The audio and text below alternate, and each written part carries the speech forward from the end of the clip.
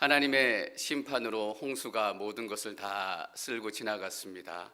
여러분이 상상하시는 것 이상으로 이 대홍수 이후에 많은 것들이 바뀌었을 거라고 생각이 됩니다. 무엇보다도 그 많던 사람들이 다 사라지고 이 땅 가운데 단 8명의 사람들만 남게 됐습니다. 그것도 변한 것 중에 하나지만 홍수로 인해서 여러 가지 기후나 환경과 땅의 모습도 바뀌어질 것이 틀림이 없습니다.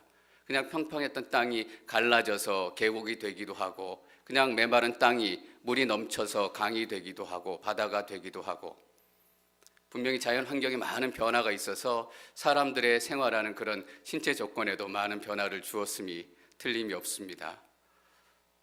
노아가 950살까지 살다가 죽었어요. 노아 이전에 모든 사람들이 800살, 900살 보통 살았습니다. 근데 노아 홍수를 지나고 나니까 노아의 다음 때부터 아브라함은 130세, 170세였나요? 수명이 급격히 짧아지는 것을 저희가 읽게 됩니다. 노아의 홍수가 여러 가지 환경에 많은 변화를 일으켰기 때문에 하나님께서 처음 완벽하게 창조해 놓으셨던 하늘과 땅과 공기와 기후들이 그 완벽함이 깨지고 뭔가 이상이 생겼다라는 것을 저희가 쉽게 추측을 해볼 수 있습니다. 또 큰 변화 중에 하나는 홍수 이전에는 하나님께서 식물들만 먹이로 사람들에게 주셨어요. 근데 홍수가 난 이후에 하나님께서 고기 먹어도 좋다라고 말씀하셨습니다. 저희가 그 말씀을 나누진 않았지만 9장 초반부에 보시면 고기를 먹어도 좋다라고 하나님께서 명령해 주세요. 좀 슬픈 백그라운드를 가지고 있지만 스테이크를 좋아하시는 분들은 노아의 홍수 덕분에 고기를 드실 수 있게 됐습니다. 많은 것들이 변하고 사람들도 변하고 환경도 변하고 수명도 변했는데 단 한 가지 변하지 않고 홍수 이전이나 홍수 이후나 그대로 남아있는 것이 있었습니다. 무엇이 그대로 남아있었을까? 오늘 말씀을 통해서 그 부분에 대해서 저희가 함께 나누려고 합니다. 18절, 19절 말씀을 저희가 함께 읽겠습니다. 18절, 19절 시작.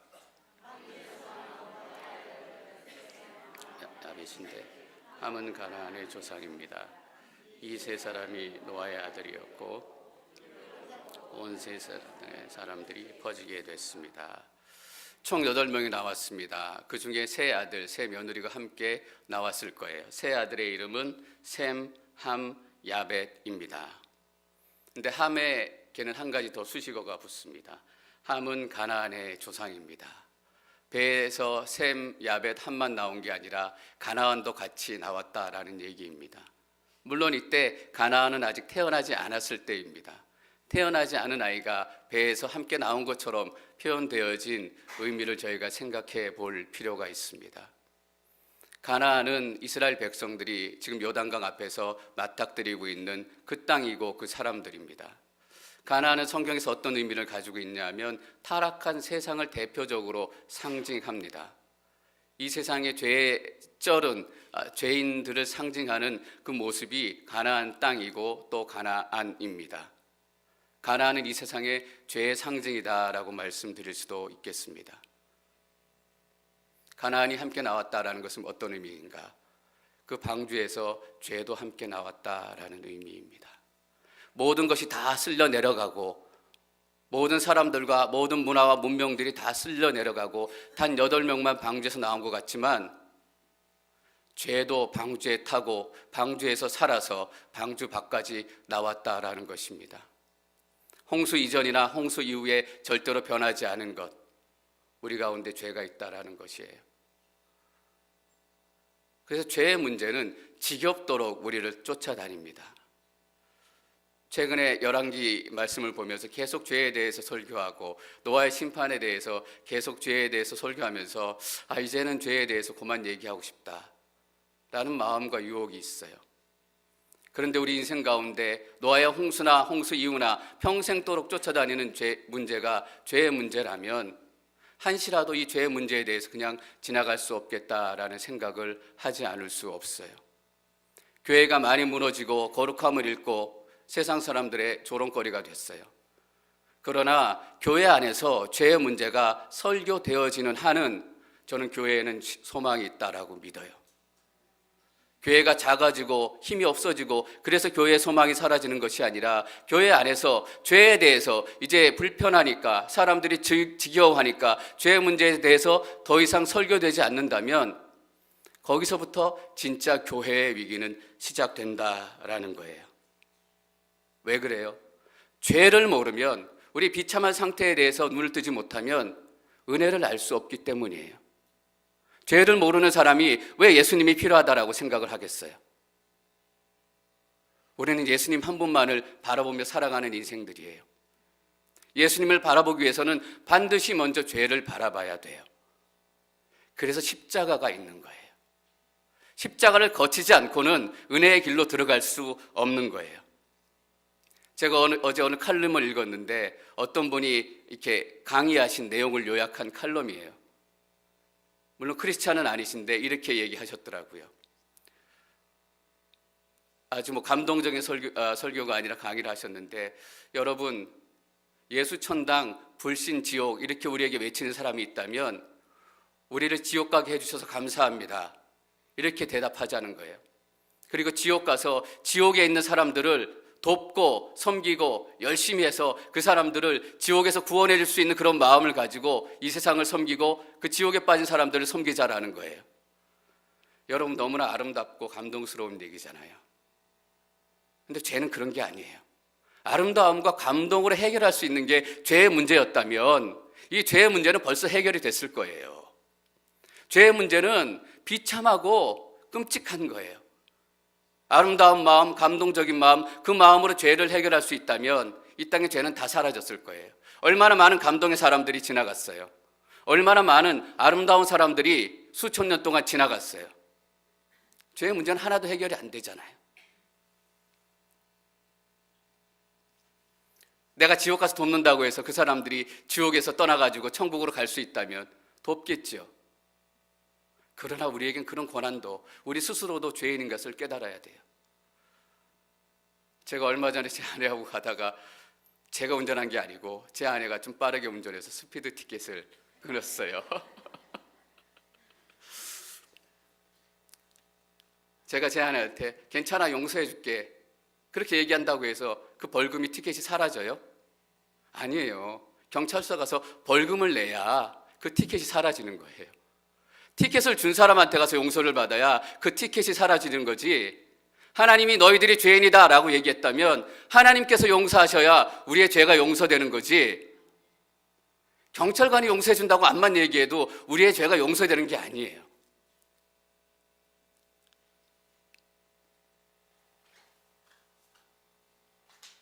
우리는 우리 자신을 너무 과대평가하고 있는지도 모르겠어요. 우리가 우리의 죄를 어떻게 할 수 있다, 다른 사람들을 도울 수 있다, 내가 열심히 착하게 다른 사람을 도우면 이 죄의 문제들이 해결될 것이다. 그래서 지옥에 있는 사람들조차도 우리의 섬김 때문에 천국을 경험하게 될 것이다. 아니에요. 우리는 절대 별 볼 일 없는 존재예요. 우리 스스로가 그걸 깨닫지 못하면 예수님 못 만나요. 이 강연하신 분이 얼마나 사람들에게 많은 감동을 줬겠어요. 그렇다고 해서 죄의 문제가 해결되어지고 사라져요. 우리는 정말 별 볼 일 없는 존재예요. 오늘 본문을 더 읽어보시면 우리가 얼마나 별 볼 일 없는 존재인지 금방 알게 되실 거예요. 왜냐하면 600년 동안 당대 의인으로 살았고 하나님께 완전한 사람이라고 평가받았던 노아가 술 한 잔에 쓰러져서 무너지는 것을 보기 때문이에요. 9장 21절, 22절 말씀을 저희가 계속 읽겠습니다. 21절, 22절 시작.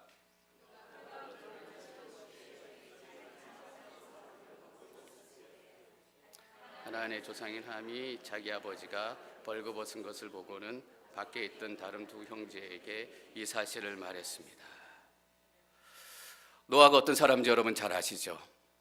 600년 동안 홍수 나기 전에 의인으로 살았고 당대 완전한 사람이라고 평가받았고 자그마치 120년 동안을 사람들의 조롱과 비난과 멸시를 견뎌가면서 그 큰 방주의 대역사를 이루어낸 사람이에요.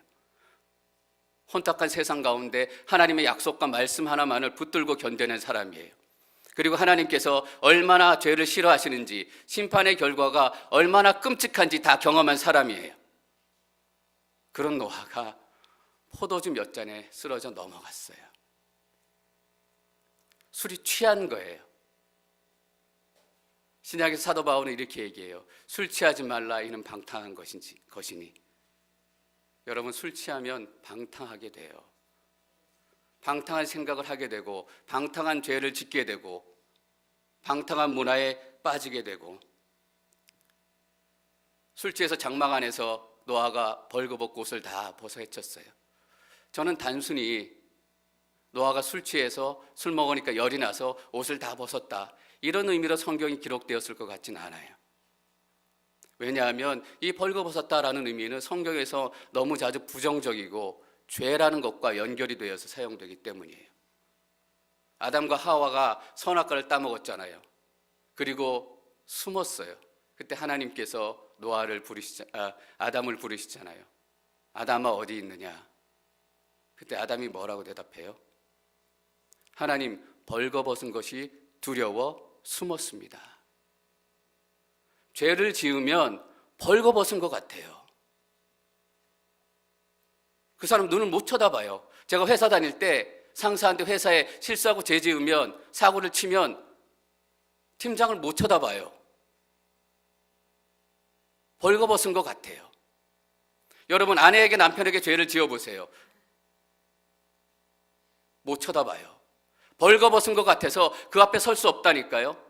하나님께 죄를 지으면 하나님 앞에 벌거벗은 것 같아서 설 수가 없어요. 내가 죄를 지었기 때문에 벌거벗은 것을 알게 됐고 두려워서 하나님 앞에 숨게 됐습니다. 그때 하나님께서 어떻게 하세요? 가죽옷을 지어서 아담과 하와에게 입히세요.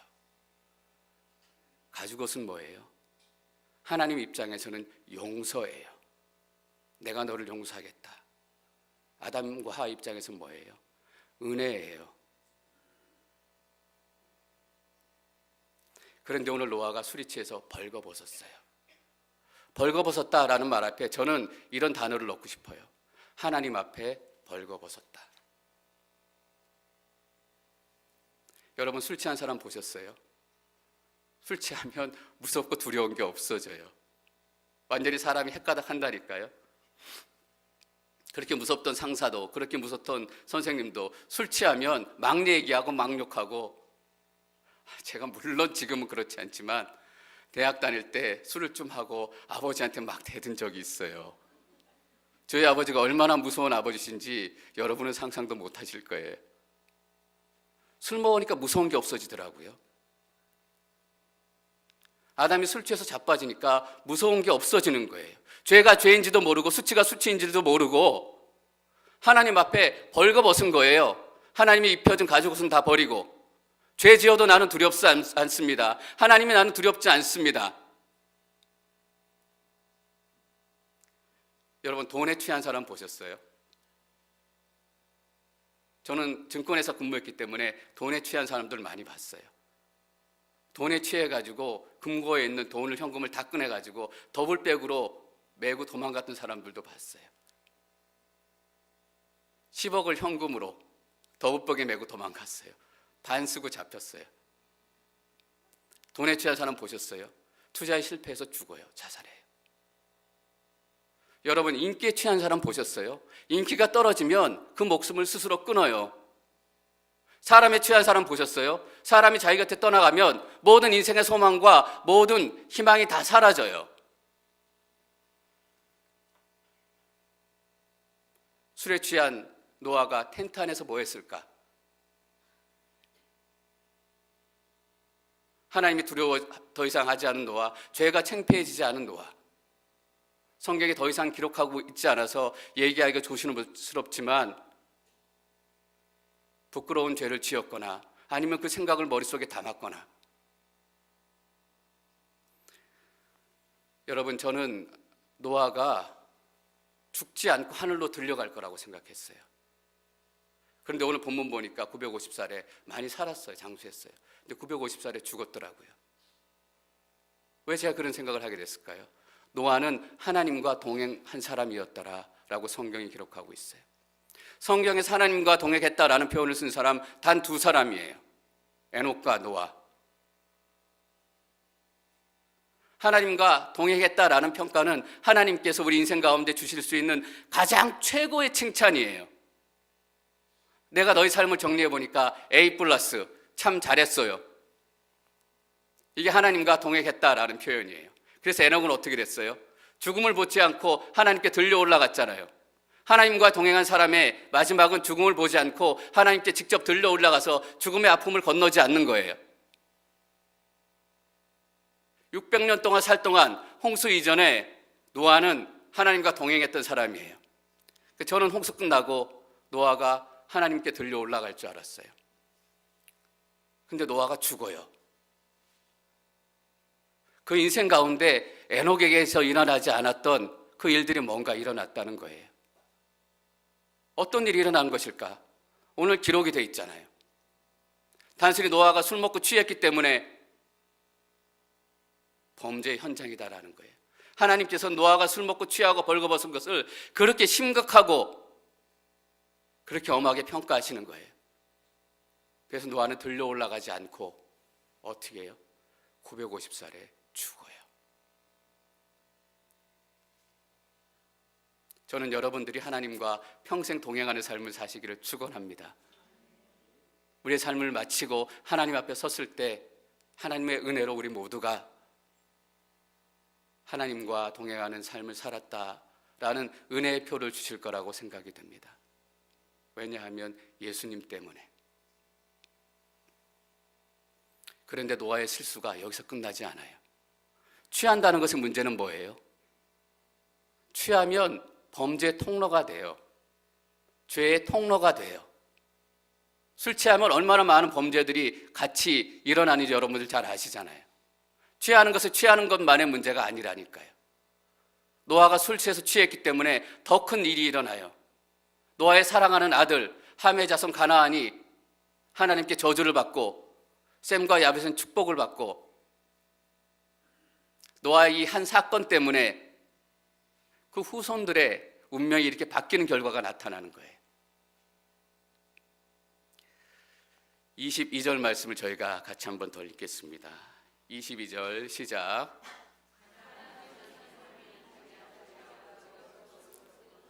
밖에 있던 다른 두 형제에게 이 사실을 말했습니다. 함이 한 거는 두 개예요. 자기 아버지가 벌거벗은 것을 보았다라는 거예요. 또 하나는 뭐예요? 두 형제에게 이 사실을 알렸다라는 거예요. 여기서 보았다라는 말은 그냥 우연히 지나가다 보았다라는 말은 물론 아니에요. 일부러 관심 있게 보았다라는 것인데 그냥 본 것이 아니라 기쁨을 가지고 뭔가 즐거움을 가지고 만족을 가지고 아버지의 벌거벗은 모습을 보았다라는 거예요. 죄된 거죠. 근데 여러분들 가운데 이렇게 생각하시는 분이 계실지 모르겠어요. 그래도 하나님 너무 심하다.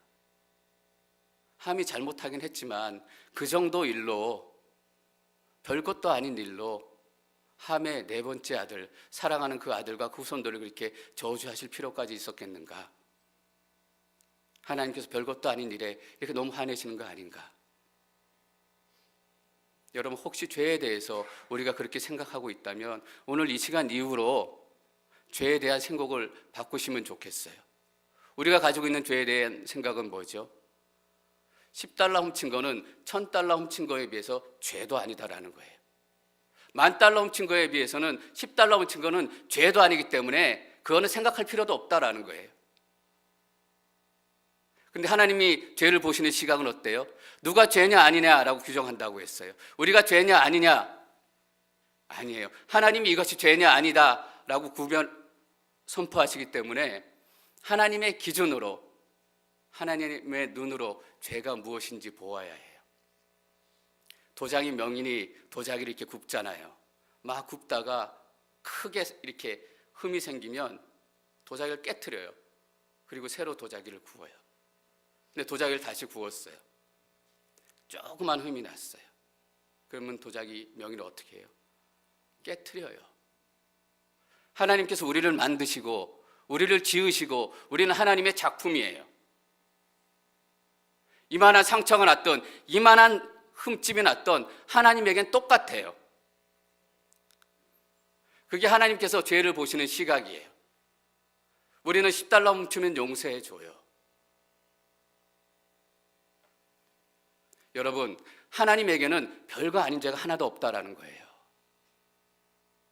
그러나 우리는 별거 아닌 죄는 있다라고 생각해요. 그것이 우리 크리스찬 삶 가운데 어떻게 얼마나 엄청난 영향을 미치는지 아세요? 올해 작년 이상하게 청문회만 하면 크리스찬 장로님들이 청문회에 많이 올라요. 하나님의 은혜죠. 크리스찬 장로님들 가운데 공직에 나가시는 분이 많다는 얘기니까 그건 분명히 하나님의 은혜예요. 그분들의 삶은 뭔가 다를 거다라고 생각하잖아요. 근데 다 열어보니까 아니에요. 우리보다 더 추하고 우리보다 더 많이 죄를 지었고 어떻게 보면 세상 사람들보다 더 꽁수를 많이 부렸어요. 왜 그런 것 같으세요? 그분들이 크리스찬이 아니라서? 죄에 대해서 몰라서? 아니에요. 이것은 별거 아니다라는 생각이 그 마음 가운데 깊숙이 들어와 있기 때문이에요. 세상 사람도 이렇게 하고 이것쯤이야 사람이 죽고 사는 문제도 아닌데 10달러 훔친 거 사람이 죽고 사는 문제 아니에요. 그러니까 훔쳐요. 그게 자꾸 쌓여가잖아요. 그분들 욕하려고 하는 얘기가 아니에요. 그것이 바로 우리의 모습이다라고 얘기하고 싶은 거예요. 우리는 죄에 대해서 너무 관대해요. 죄에 대해서 너무너무 관대한 문화 가운데 살고 있어요.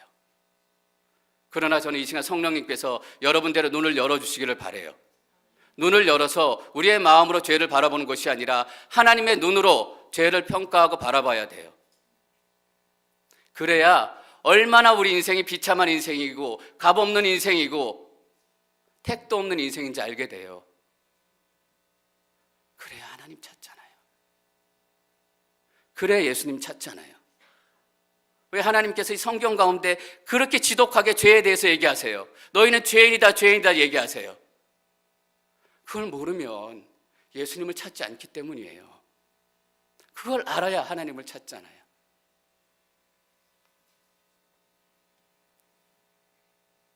여러분, 하나님에게 별거 아닌 죄는 절대로 없다라는 것을 깨닫는 아침이 되시길 축원합니다. 저는 또 함의 죄를 보면서 깨닫게 되는 게 또 하나 있어요.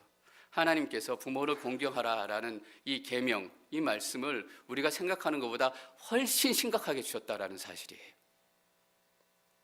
보았다라는 말은 의도적으로 즐기고 보았다는 말이고, 가서 말했다, 이 말했다는 좀 부풀리고 왜곡하고 시시덕거렸다는 의미예요. 즐거움을 가지고 말하자면 아버지를 막 그냥 재미로 씹었다라는 얘기예요. 안주거리로 삼았다라는 게 얘기예요.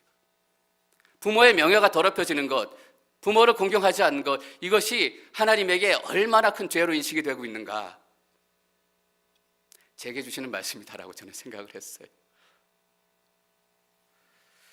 마가복음 7장 10절 말씀 저희가 한번 같이 읽을게요. 7장 10절 시작. 아버지는 모세는 내 부모를 공경하라고 또 아버지나 어머니를 모욕하는 자는 죽임을 당하리라 하였거늘, 모세의 레위기 말씀을 예수님께서 인용해요. 부모를 모욕하는 자는 죽임을 당한다라는 거예요. 여러분, 부모님을 용서하십시오. 또 우리 자녀들에게 그런 부모가 되어야 합니다. 여기 실제로 부모님이 살아계시는 분들은 그렇게 많지 않으시기 때문에 분명히 하나님께서는 저에게 주신 말씀일 거라고 생각을 해요. 제가 이 말씀을 오늘 하나님의 또 음성으로 받습니다. 또 함의 죄에서 우리가 배울 수 있는 것이 무엇인가? 본문에서 함은 함이라고 불리지 않고 계속 가나안의 조상이다 라고 불리는 것에 여러분들이 주목하셔야 돼요. 자꾸 가나안 이야기라는 이 말을 모세가 창세기 이 부분을 쓰면서 쓰려고 해요. 가나안, 가나안의 조상 함, 가나안의 조상 함. 그리고 노아가 저주를 하는데도 함을 저주하는 게 아니라 가나안을 저주해요. 왜 이 가나안이라는 단어, 가나안이라는 이름이 지금 모세에게 이스라엘 백성들에게 중요할까? 지금 그들이 요단강 앞에 있기 때문이에요. 그들이 들어갈 땅이 가나안 땅이고 그들이 정복해야 할 사람들이 가나안 사람들이에요. 노아가 그 아들들을 저주를 해요. 제가 25절 말씀을 읽겠습니다. 25절 시작. 가장 낮고 천한 종이 돼 그를 섬기게 될 것이다. 노아가 저주를 해요. 어떻게 아버지가 아들을 저주하고 그 자손을 저주할 수 있을까? 이것이 단순히 저주가 아니라 노아가 술이 깨고 나니까 하나님의 영이 임해서 앞으로 나라와 민족들 가운데 일어날 일들을 노아의 입술을 통해서 예언하게 하시는 거예요. 여러분, 술 취하면 방탕하게 되지만 성령님이 충만하면 예언하게 돼요. 저는 여러분들이 술 취해서 돈에 취해서 세상에 취해서 살아가는 인생이 아니라 하나님 여기 충만하게 임해서 하나님의 말씀을 세상 가운데 사는 여러분들이 되시기를 축원합니다. 노아가 술이 깨니까 하나님의 영이 임해서 예언을 하는 거예요. 앞으로 나라와 민족들이 이렇게 될 것이다. 가나안 족속들은 셈의 종이 될 것이다 라고 예언을 하는 거예요. 왜냐하면 가나안은 세상의 죄의 상징, 죄의 나라의 상징. 레위기 18장에 보면 저희가 오늘 다 읽지는 않겠지만 가나안 민족들이 어떻게 살았는지 자세히 기록되어 있어요. 동성애, 근친상간은 물론이고 동물들과 관계하고 아이들을 성적인 대상으로 삼고 아이들을 제사의 제물로 삼고 말할 수 없이 추악하고 난잡한 문화예요. 그래서 지금도 가나안 땅에 있는 팔레스타인 땅에서 유적들을 발굴해 보면 그런 기록들이 발견이 된다는 거예요. 동성애, 근친상간, 동물과의 관계하고 그래서 고고학자들조차도 가나안이 이 땅에서 가장 더러운 문화, 가장 성적으로 타락했던 문화를 세웠던 사람이라고 평가를 해요.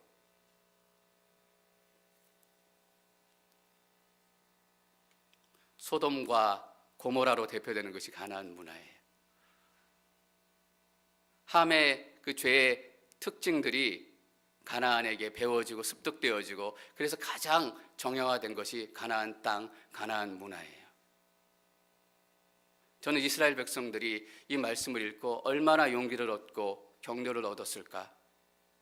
요단강을 건너서 만나게 될 가나안 백성들은 최고의 세상 문화를 누렸고 거기에는 전차가 있고 거인들이 있고 감히 넘볼 수 없는 그런 전력들이 무기와 군사들이 있는 거예요. 근데 하나님의 이 말씀이 임해요. 그들은 뭐해요? 셈의 종이 될 것이다 라는 거예요. 셈의 후손이 누구예요? 이스라엘 백성이에요. 하나님께서 가나안 땅을 이때부터 그들에게 약속의 땅으로 예비해 놓으셨구나. 저 땅에 살고 있는 사람들을 심판하고 쫓아내는 것, 이스라엘 백성들에게 영적인 명분과 윤리적인 명분을 주는 거예요. 우리는 할 수 있다. 우리는 작지 않다.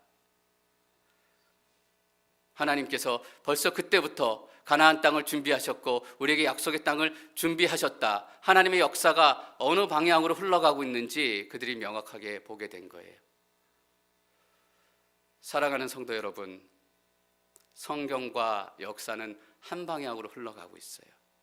어떤 방향이에요? 아브라함, 모세, 야곱, 이삭, 다윗, 그리고 어디로 흘러가요? 예수 그리스도까지 흘러가요. 10장에 보면 노아의 후손들의 족보가 쭉 나와요. 많은 사람들이 나오는데 하나님께서 생육하고 번성하라라는 그 약속을 이루셨다라는 것도 보여주지만 성경이 어느 방향으로 가고 있는지도 잘 보여주고 있어요. 셈, 야벳, 셈, 함, 야벳 이런 순서로 9장에 기록되어 있지만 10장에는 야벳, 함, 셈 이렇게 기록하고 있어요. 모세가 10장을 기록하면서 셈을 맨 마지막으로 빼서 기록한 이유가 있어요. 왜냐하면 12장에 바로 아브라함이 나오기 때문이에요. 11장의 바벨론 사건은 10장의 많은 나라가 흩어진 그런 역사 가운데 나타나는 10장의 부록이에요. 진짜 10장에 이어지는 것은 12장이에요. 셈, 축복된 하나님이 선택한 이 민족 가운데 이어지는 사람이 누구인가? 아브라함이다라는 것을 보라라고 얘기하는 거예요. 그래서 성경이 어디로 가고 있는가? 아브라함을 향해서 가고 있다라는 거예요.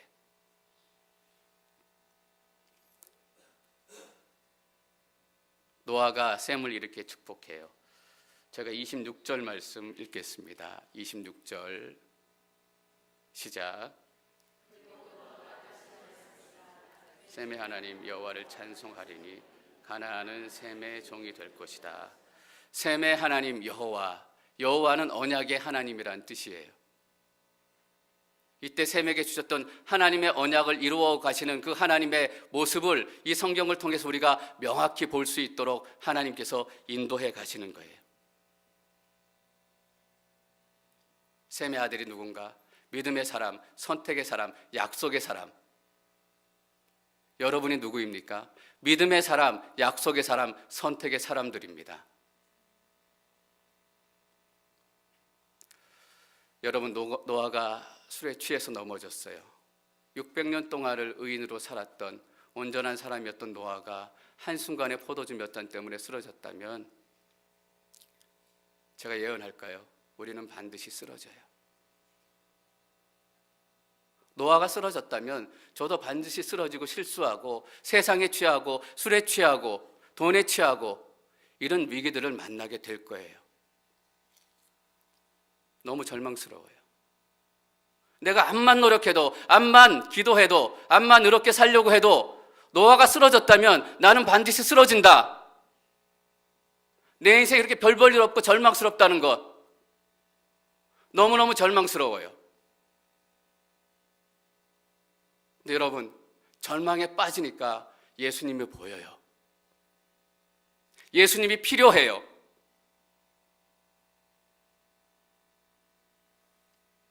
나는 왜 이것밖에 사역을 못할까? 나는 왜 이것밖에 안 될까? 나는 왜 이렇게밖에 마음 먹지 못하고 이렇게밖에 살아가지 못할까?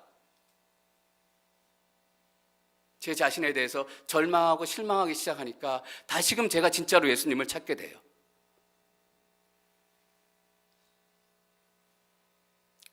사랑하는 성도 여러분, 노아는 쓰러졌지만, 노아는 실패했지만 하나님의 방향은 오직 한 방향입니다. 예수 그리스도. 저는 여러분들이 그 예수 그리스도를 보시기를 축원합니다. 그래서 저는 이 거룩한 주일날 아침 눈을 들어서 하나님 우편에 앉아 계신 살아계신 예수님을 다시 한번 보게 되는 거예요.